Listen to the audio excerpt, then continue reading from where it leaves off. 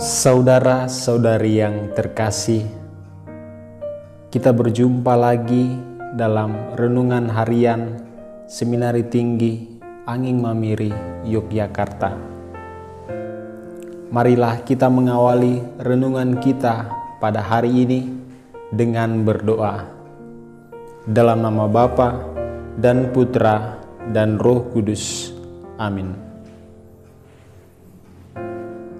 Allah Bapa di surga, kami bersyukur kepadamu. Engkau senantiasa memelihara kami dalam kehidupan kami.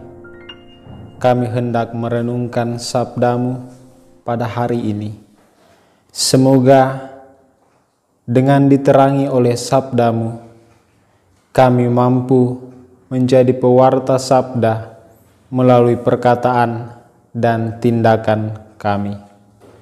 Sebab Engkaulah Tuhan kami yang hidup dan berkuasa kini dan sepanjang segala masa. Amin.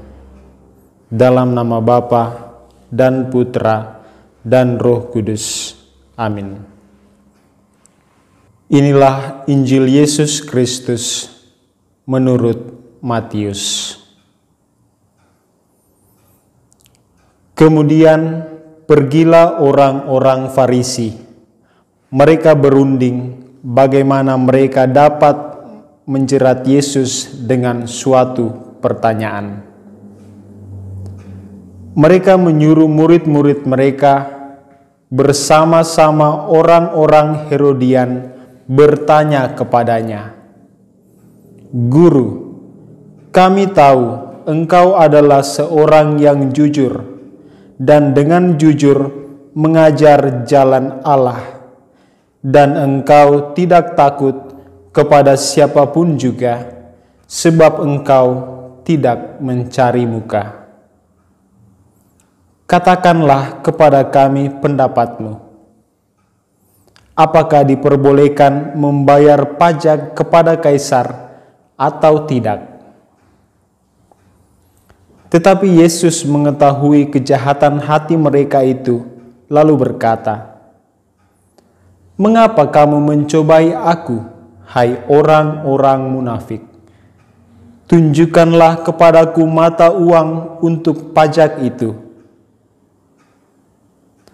Mereka membawa suatu dinar kepadanya. Maka ia bertanya kepada mereka, "Gambar dan tulisan siapakah ini?"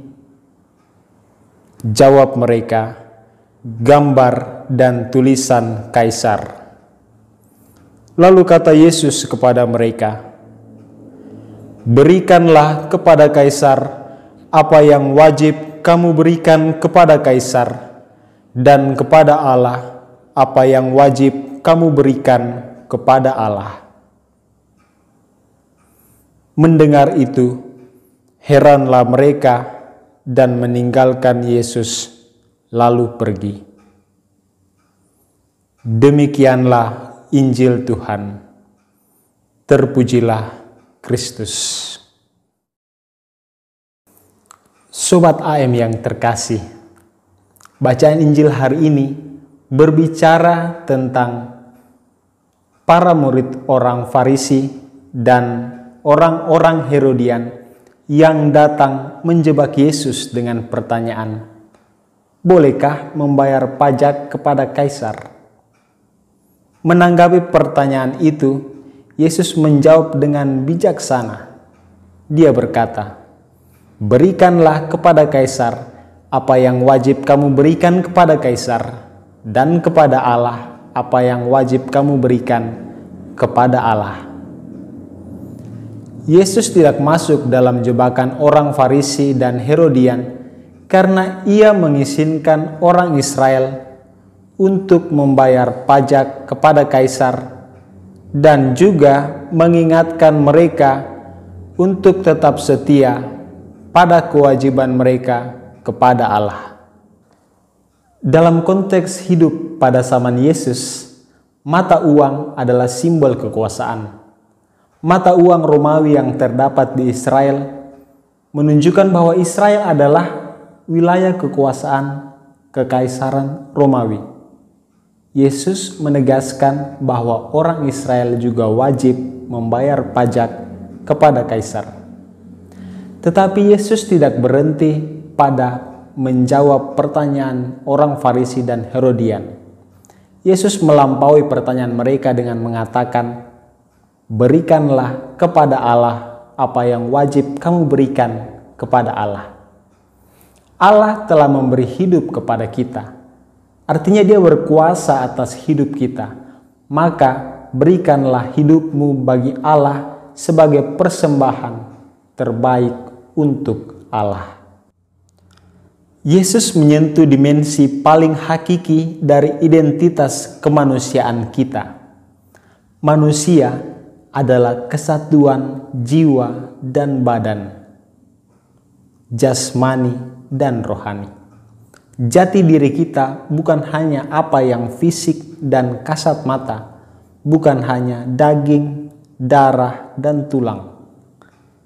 Kita memiliki hati, jiwa, dan aspek rohani yang juga terlibat aktif dalam setiap karya dan kerja kita di dunia. Banyak orang berpikir bahwa bekerja di kantor, sekolah, ladang, dan masyarakat adalah pekerjaan duniawi yang tidak melibatkan aspek rohani dari diri kita. Namun sejatinya, ketika bekerja, kita melibatkan semua unsur kemanusiaan kita, termasuk aspek rohani itu. Aspek rohani memberikan pertimbangan moral dan etis. Apakah pekerjaan kita di dunia ini adalah pekerjaan yang baik dan benar, atau malah pekerjaan yang jahat dan salah? Karena itu, kita perlu mengembangkan aspek rohani diri kita melalui kegiatan-kegiatan rohani. Aspek rohani dari diri kita perlu dikenyangkan dengan santapan rohani. Setelah memberi waktu terbaik untuk karya di dunia, berikanlah pula waktu terbaik untuk Tuhan. Berikanlah kepada Tuhan waktu terbaik di dalam hidupmu. Yesus sangat mendorong kita untuk terlibat aktif dalam memajukan dunia, tetapi juga mengingatkan kita untuk turut terlibat aktif dalam kehidupan gereja.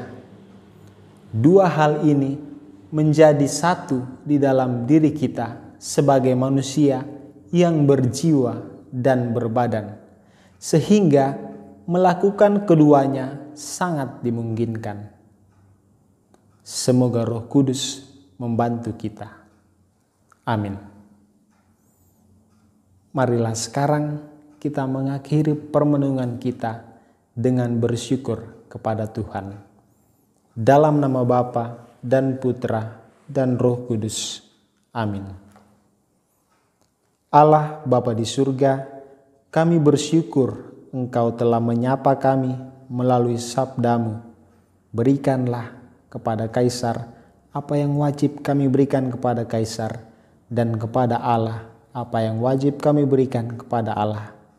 Semoga kami mempersembahkan dari diri kami segala yang terbaik untuk kemajuan dunia dan juga untuk kemuliaan-Mu.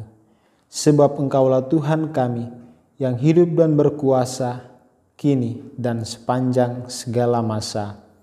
Amin. Dalam nama Bapa dan Putra dan Roh Kudus. Amin.